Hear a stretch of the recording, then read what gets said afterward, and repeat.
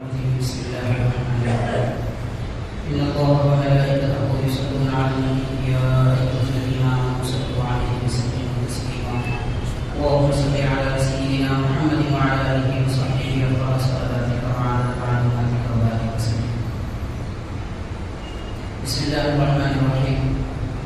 عن أبي هريرة رضي الله تعالى عنه قال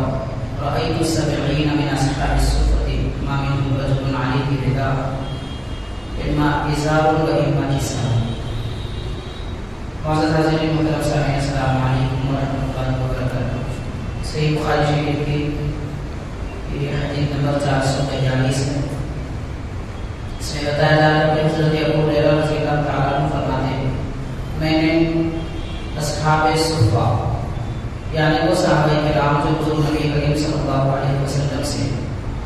علم سیکھنے کے لیے آپ کے در دولت کے سامنے چبوترے پر بیٹھا کرتے تھے اور ان کی زندگی اسی پر گزرتی تھی. ان کا اکثر وقت وہیں گزارا جاتا تھا. ایسے فرماتے ہیں حضرت ابو ہریرہ رضی اللہ عنہ کہ میں نے 70 اصحاب صفہ کو دیکھا ہے کہ ان میں سے کسی ایک شخصیت کے پاس مکمل لباس نہیں ہوتا تھا. مکمل لباس اس دور میں 2 طرح کی چادریں ہوتی تھیں. ایک کو ردا کہتے ہیں اور ایک کو ازار. ردا کا معنی ہے بدن کے اوپر حصے پر اوڑھی جانے والی چادر اور ازار کہتے ہیں کمر پر لاگی جانے والی چادر. اور ایک چادر ایسی ہوتی تھی جو دونوں کا کام کرتی تھی, اسے کسا کہتے ہیں. تو اصحاب صفہ کے پاس 70 حضرات تھے. ان میں سے کسی کے پاس صرف ردا ہوتی تھی جو اوپر لاگی جاتی اوڑھی جاتی تھی, مگر وہ اپنے صدر ڈھانپنے کے لیے اس کو اس طرح استعمال کرتے تھے کہ کمر پر بھی اسی کو باندھتے اور بدن پر بھی اسی کو اوڑھتے تھے. اور بعض کے پاس اوپر اوڑھی جانے والی چادر ہوتی تو بعض کے پاس نیچے باندھے جانے والی چادر جسے ہم تہبت کہتے ہیں اس قسم کی چادر ہوتی ہے. اور بعض ایسے اصحاب صفہ میں سے حضرات تھے جن کے پاس ایک چادر دونوں کا کام کرتی تھی, وہ زیادہ بڑی ہوتی تھی, اس کو کسا کہتے ہیں. تو فرماتے ہیں کہ وہ کمر پر باندھ لیتے اور بدن پر اوڑھ لیتے, پھر اسی کا ایک کنارہ پھاڑ کر اپنے گلے میں باندھ لیتے تاکہ وہ چادر کھولنے نہ پائے, اسے سنبھالنے کی ضرورت نہ پڑے. جیسے اس دور میں ہم قمیص اور کرتا وغیرہ کے لیے بٹن لگاتے ہیں وہ اس طرح باندھ لیا کرتے تھے. ایسی سادہ زندگی ان حضرات کی تھی. اور جو چادر وہ باندھتے تھے وہ ٹخنوں کے اوپر پنڈلی کے قریب ہوا کرتی تھی, یعنی اتنی لمبی نہیں ہوتی تھی کہ ٹخنوں کے نیچے آ جائے. یہ اصحاب صفہ کا لباس تھا جو ان حضرات نے ایسی سادگی کے ساتھ اپنی زندگی گزاری. بہرحال اس حدیث سے بات سے ایک بات تو یہ ثابت ہوتی ہے کہ کپڑا کتنا چھوٹا بھی کیوں نہ ہو لازم ہے کہ صدر چھپایا جائے. مرد آدمی کے لیے صدر ناف سے لے کر گھٹنوں تک کا حصہ ہے, ناف بھی اس میں شامل ہے, اور بدن کے اگلے حصے میں ناف ہے تو اس کے برابر پیچھے والا حصہ بھی صدر میں شامل ہے. فی زمانہ ہم یہ دیکھتے ہیں کہ لوگ چھوٹے سے ٹی شرٹ پہن لیتے اور نماز بھی پڑھ لیتے. اس کا نتیجہ یہ نکلتا ہے کہ وہ رکوع سجدہ کرتے ہیں تو ان کی ٹی شرٹ اڑ جاتی ہے اور ناف کا پچھلا حصہ نظر آنے لگتا ہے, کھل جاتا ہے. تو حالت نماز میں اگر جتنا حصہ کھل رہا ہے اس کا ایک ربع یعنی 1/4 حصہ اگر کھل جائے صدر کا تو اس سے نماز نہیں ہوگی.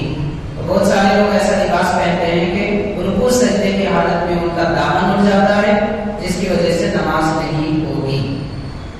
حاضرین کرام, ان حضرات کے پاس دور نبوی میں صحابہ کرام کے پاس لباس کم بھی ہوتا تو وہ صدر ضرور ڈھانپ لیا کرتے تھے. اور آج لباس کی کمی نہیں ہے مگر لوگ چھوٹے لباس پہن کر اپنا صدر کھول دیتے ہیں. اور دوسرا سبب اس حدیث سے بات سے ہم کو یہ ملتا ہے کہ اللہ تعالیٰ جو بھی نعمت عطا فرمائے اس نعمت پر شکر ادا کرنا چاہیے کہ یہ نہیں ملا وہ نہیں ملا, خواہش پہ خواہش بڑھتی جاتی ہے کہ کچھ مل جائے تو اور مزید اضافہ ہو جائے, 4 لباس ہیں تو 10 کی خواہش ہو جاتی ہے. یہ جو خواہشیں ہیں انسان کو لے ڈوبتی ہیں. ان صحابہ کرام کے پاس جنہوں نے ایسی زندگی گزاری ہے وہ اس حالت میں بھی اللہ تعالیٰ کا شکر ادا کرتے تھے اس کے بعد دوسرا باب ہے صحیح بخاری شریف کا، باب الصلاۃ اذا قدم من السفر، یعنی سفر سے جب آ جائیں اپنے وطن کو تو سب سے پہلے کیا کرنا چاہیے۔ آج بہت سارے لوگ تجارتی سفر کرتے ہیں اور سیر و تفریح کے لیے بھی سفر کرتے ہیں، مگر سفر سے آنے کے بعد لوگ اپنے گھر جاتے ہیں۔ حضور نبی کریم صلی اللہ علیہ وسلم کا طریقہ کار کیا تھا؟ پیارے نبی صلی اللہ علیہ وسلم جب سفر کا ارادہ فرماتے تو اپنے دولت خانے سے پہلے مسجد میں آتے، سفر سے پہلے 2 رکعت نماز ادا فرماتے، سفر کی دعا پڑھتے، پھر سواری پر سوار ہو کر تشریف لے جاتے، اور جب سفر سے واپس تشریف لاتے تو سب سے پہلے مسجد میں آتے، مسجد میں کچھ دیر حضور تشریف رکھتے، صحابہ کرام کو پتہ چلتا کہ نبی صلی اللہ علیہ وسلم تشریف لا چکے ہیں تو وہ ملاقات کے لیے آتے، ان کے احوال پوچھتے، ان کی کوئی ضرورت ہوتی تو پوری فرماتے، پھر اس کے بعد اپنے گھر جاتے۔ یعنی ہمارے آقا رحمۃ للعالمین صلی اللہ علیہ وسلم نے اپنی طرز زندگی سے یہ سبق دیا ہے کہ لوگوں اپنے اہل خانہ گھر بار کی فکر بعد میں پہلے قوم کی فکر کریں۔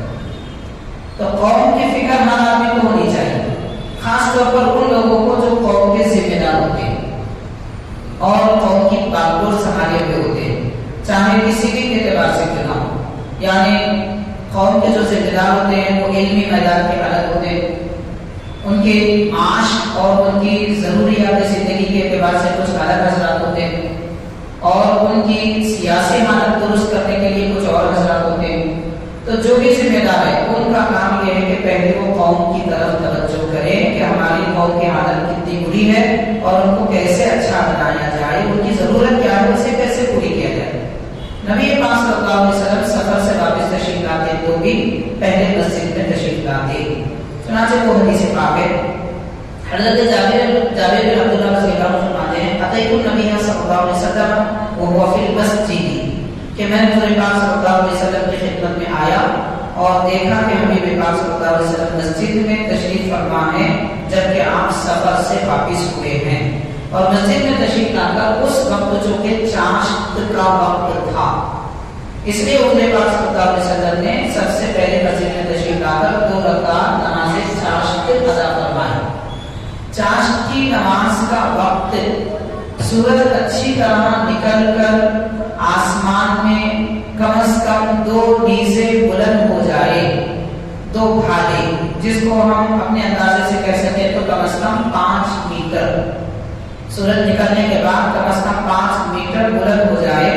اس کے بعد چاشت کا وقت شروع ہوتا ہے۔ تو اب اس گرما کے آج کل کے موسم کے اعتبار سے اگر دیکھا جائے قریب 8:15 بجے سے تقریباً چاشت کا وقت شروع ہو جاتا ہے اور 11 بجے سے پہلے تک رہتا ہے۔ تو بہرحال حضور اکرم صلی اللہ علیہ وسلم نے نماز چاشت ادا فرمائی، اور حضرت جابر رضی اللہ عنہ کیوں آئے تھے؟ وہ فرما رہے ہیں کہ میں حضور کی خدمت میں آ کر عرض کیا کہ میرے والد کا انتقال ہوا ہے اور ان کا قرضہ ہے، اور ان کے قرض دار مجھ سے قرض خواہی کر رہے ہیں، پوچھ رہے ہیں کہ میں ان کا قرضہ دوں، اور میرے والد محترم نے جو باغ چھوڑا ہے کھجور کا باغ تھا، اس کے اتنی پیداوار نہیں ہے کہ میں اس کو بیچ کر کھجور وغیرہ فروخت کر کے ان کا قرضہ دے سکوں۔ یہ آ کر انہوں نے عرض کیا تھا حضور پاک صلی اللہ علیہ وسلم سے جبکہ حضور سفر سے تشریف آئے تھے۔ تو پیارے آقا صلی اللہ علیہ وسلم فوراً ان سے فرماتے ہیں کہ آپ کے باغ کو چلو میں آ رہا ہوں، آپ پہلے جائیں، اور جتنے کھجور فی الحال جو پکے ہوئے ہیں کھانے کے قابل ہے انہیں نکال کر ایک ڈھیر بنا دو۔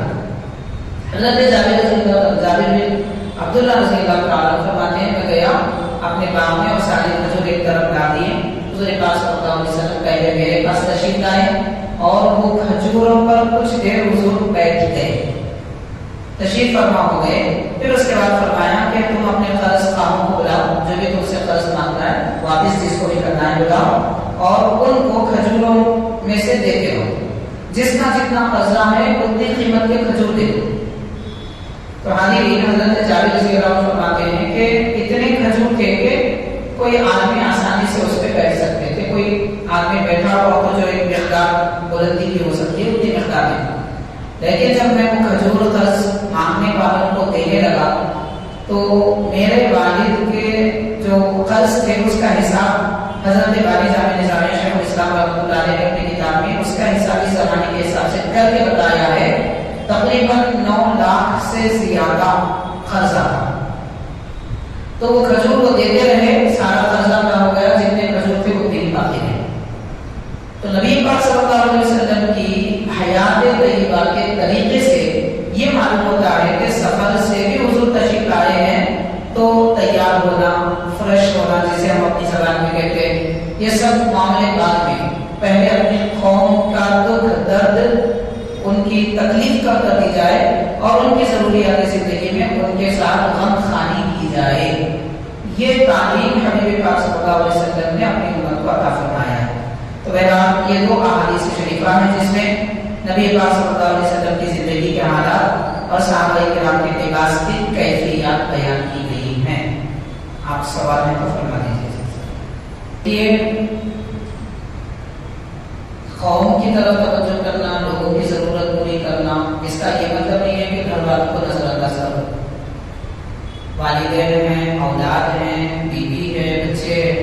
تو ان کی جو ذمہ داری ہے وہ تو پوری کرنا ہی ہے۔ اس کا یہ مطلب نہیں ہے کہ گھر بار چھوڑ کے سب اسی کام میں لگ جاؤ، مراد یہ نہیں ہے، مگر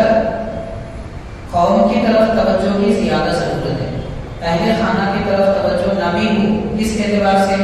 اگر وہ فاقہ کشی کی زندگی گزار سکتے ہیں تو ان کو فاقہ میں رکھا جا سکتا ہے، وہ راضی ہیں اس بات پر تو رکھا جا سکتا ہے، ورنہ ان کی جو ضرورت ہے وہ پہلے پوری کرنا، بعد میں قوم کی طرف توجہ کرنا۔ ایک چیز کی ترغیب دینے کا مطلب یہ نہیں ہوتا کہ دوسرے کو نظر انداز کرنا، یہ مراد ہے کسی اس کے حساب سے سب کا مطلب ادا ضروری ہے۔ اسلام کی عدت کتنے دن ہے؟ عدت کا اصل معنی ہے دن گننا۔ تو یہ عدت کے جو ایام ہوتے ہیں، چاہے طلاق دی گئی ہو یا خلا ہوا ہو،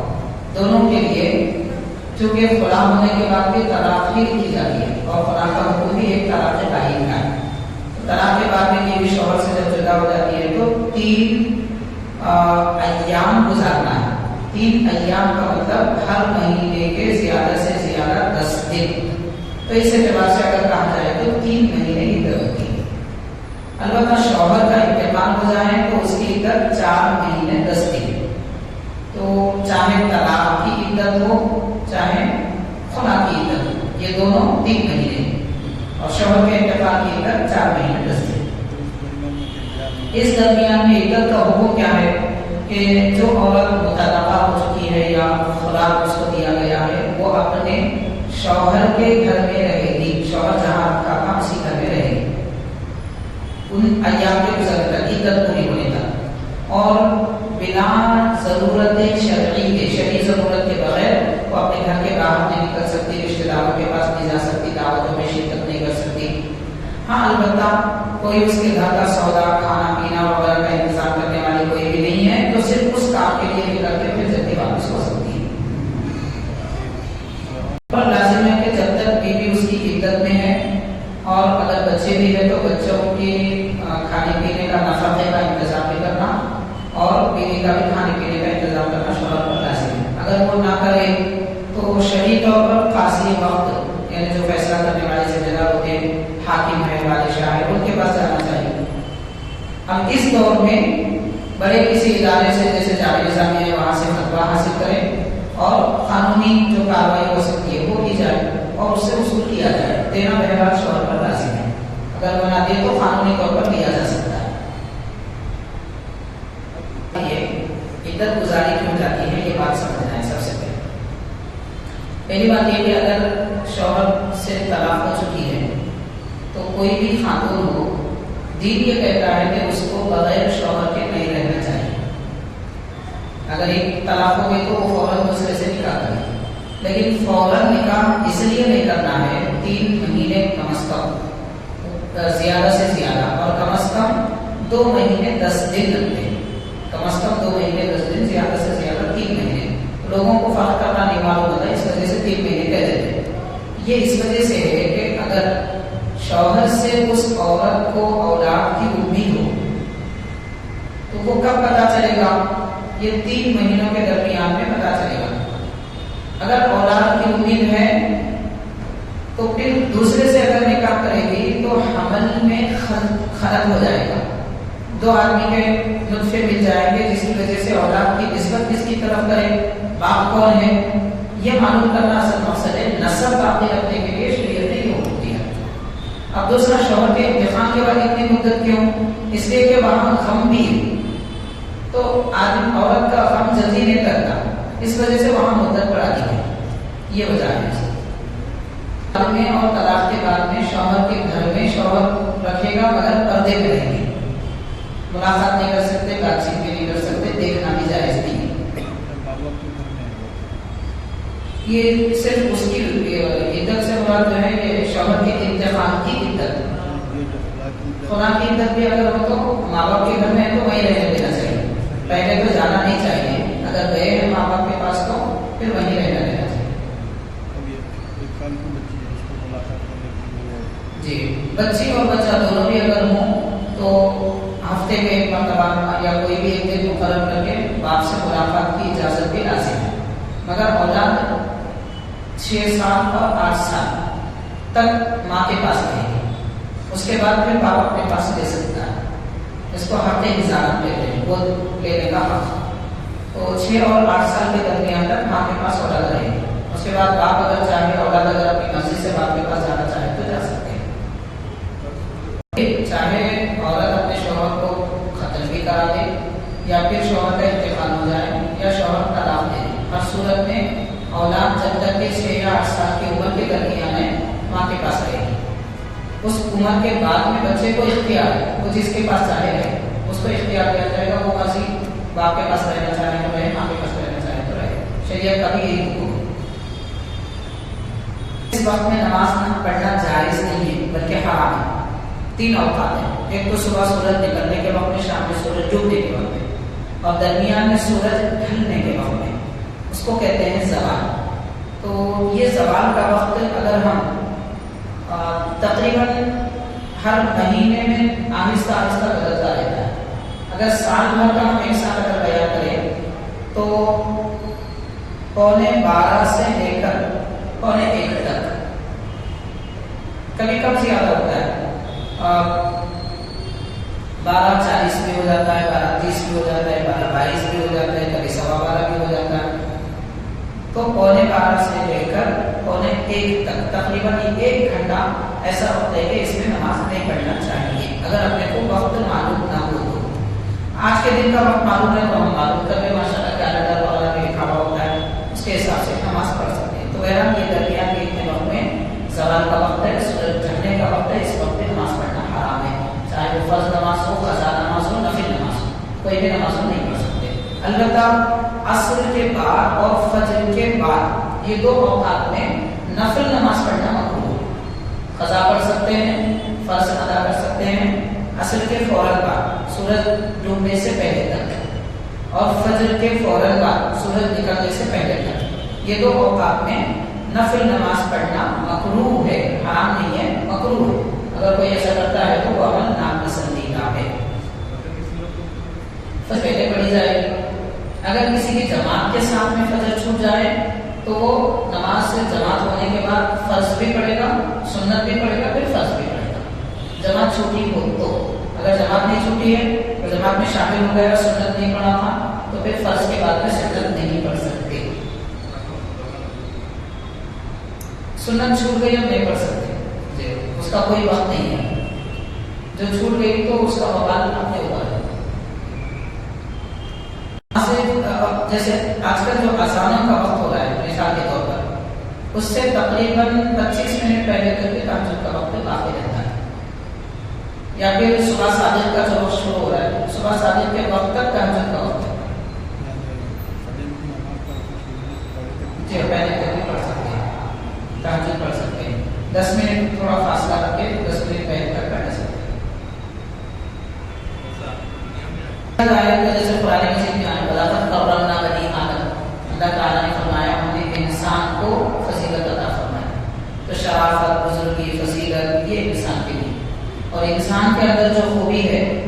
وہ فرشتوں میں بھی نہیں ہے۔ اب یہ اور بات ہے کہ فرشتے عام انسان سے افضل ہے، بہتر ہے، کیونکہ وہ ان کو خطا غلطی کوئی چیز کا پتہ ہی نہیں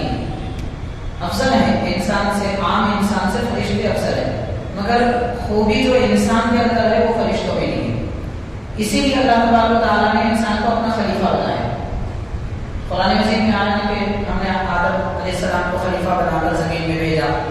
خلیفہ کیوں بنایا؟ اس لیے کہ انسان کے اندر وہ خوبی ہے، وہ خوبی یہ ہے کہ وہ برائی پر قابو رکھ کر نیکی کر سکتا ہے۔ فرشتوں کے پاس صرف نیکی کرنے کی طاقت ہے مگر برائی چھوڑنے کی طاقت نہیں ہے۔ تو یہ طاقت ہمارے پاس ہے، اس وجہ سے انسان کو شرافت دی گئی ہے۔ تو سب سے بڑی فضیلت اشرف المخلوقات انسان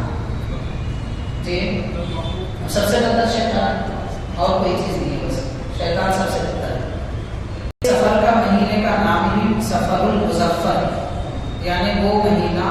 جس میں کامیابی رکھی گئی ہے۔ تو اس مہینے میں شادی کرنا، کوئی نیک کام کرنا یا نئے گھر کا آغاز کرنا، کسی گھر میں منتقل ہو جانا، یہ سب کام بالکل درست ہے، ایسے ہی جیسے کہ ماہ رمضان میں، ربیع الاول میں، کسی بھی مہینے میں کرنا جائز ہے، اس میں بھی بالکل درست ہے۔ اس میں کوئی نحوست، برائی، بلاؤں، مصیبتوں کا ایسا کوئی تصور نہیں ہے۔ حدیث شریف ہے صحیح مسلم کی، حضور پاک صلی اللہ علیہ وسلم نے فرمایا لا سفر فی الاسلام، یعنی سفر کی نحوست کا اسلام میں کوئی تصور نہیں ہے، لہذا ماہ سفر میں شادی بالکل کر سکتے ہیں۔ بعض روایتوں میں تو آتا ہے کہ حضرت سیدنا علی رضی اللہ تعالیٰ عنہ، حضرت فاطمہ رضی اللہ تعالیٰ عنہ کا نکاح بھی ماہ سفر میں ہوا ہے، تو بالکل درست ہے، کوئی حرج نہیں۔ نفل نماز چاہے کوئی بھی ہو، صلاۃ التسبیح ہو، اشراق ہو، چاشت ہو، تہجد بھی کیوں نہ ہو، اعلان کر کے باجماعت نماز پڑھنے کا اعلان کرنا درست نہیں۔ اگر لوگ کسی جگہ جمع ہو گئے اور پڑھ رہے ہیں جماعت کے ساتھ تو کوئی حرج بھی نہیں۔ مثال کے طور پر 9 محرم کو کوئی امام حسین رضی اللہ تعالیٰ عنہ کے ذکر کی خاطر جمع ہوئے، سب جمع ہیں اور فوراً صلاۃ التسبیح بھی پڑھ رہے ہیں تو پڑھ سکتے ہیں، لیکن اس کا پہلے سے اشتہار بنانا اور اعلان کرنا پہلے سے کہ ذکر شہادت امام حسین ہوگا، اس کے بعد نماز صلاۃ التسبیح